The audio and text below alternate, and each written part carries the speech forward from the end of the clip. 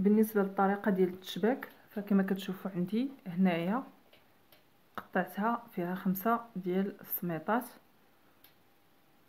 1 2 3 4 5. نبداو بالطريقه الاولى، نهزو الاول الثاني عفوا الثالث والخامس، نديرهم كلهم بهذا الشكل هذا على يدي. كيبقى عندنا الاعداد الزوجيه هنا لتحت والفرديه الفوق. كنشد هاد جوج رويصات بحال هكا ونضغط مزيان حتى يشدوا. كنجيب هذا نحطو فوق من الخامس، ونجيب هذا نحطو بحال هكا. كنقلب يدي نحاول ندير بهذا الشكل، صراحه سهله بزاف. كنعاود نقلب هذا تالي كتسهل وكتجي بحال هكا. وهاد الودينات الا جاوكم طوال كتنقصوا منهم. نعاود معكم نفس الشكل. كناخد هذا 1 3 والخمسة، 1 و3 والخمسة. كنجي هنا هاد الودينات ديال الخامس كنضغط عليهم مزيان. كناخد هاد الثالث، شوفوا معايا الثالث درتو فوق الخامس. الاول نعاود نقلبو هنا، نجي بحال هكا. كنخرج هذا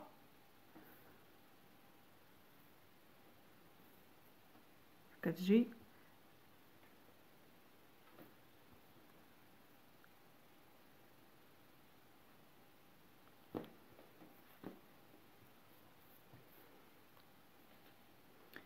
كاينه طريقه اخرى اللي كنخدم بها حتى هي. كناخد هذا نقلبو فوق الثالث، كنخلي هذا على جنب، كنهز هاد الجوج كنحطهم فوق الخامس بحال هكا. كنضغط هنا مزيان، كنعاود نرجع كنشد هذا ونخرجه يجي بحال هكا.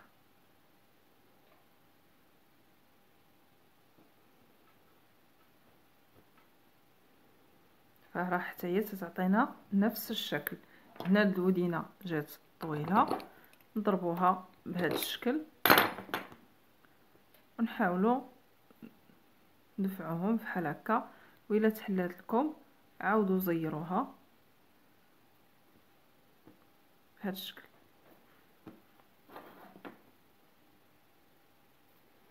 فانا هنا عندي بدات كتنشف، نخليها حتى الصباح باش نطيبها وننزل لكم الفيديو ديالها ان شاء الله بحول الله.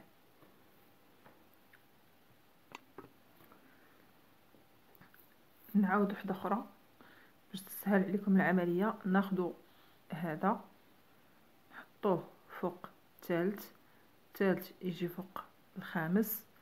هذا كنخرجه بهذا الشكل. كنولي نرجع ناخذ هذا نقرصوه مع الاخر اللي قبالته ونضغط بهذا الشكل. نحاول ندفعهم بحال هكا باش تعطينا هذا الشكل ديال ورده بحال هكا. نعاود معكم واحده اخرى.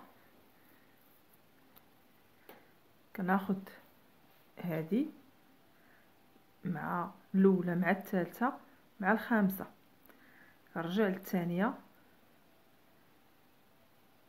كيعطينا هذا الشكل. كنولي نرجع ناخذ الراس مع الراس